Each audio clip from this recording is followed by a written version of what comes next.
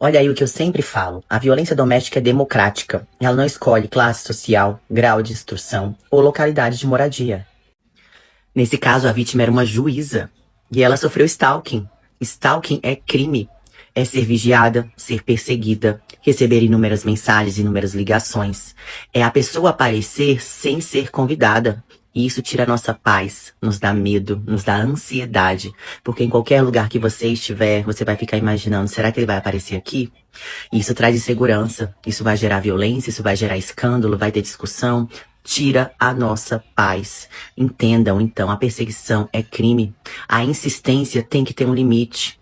E olha só, essa reportagem nos prova que cargo público não é blindagem para violência doméstica.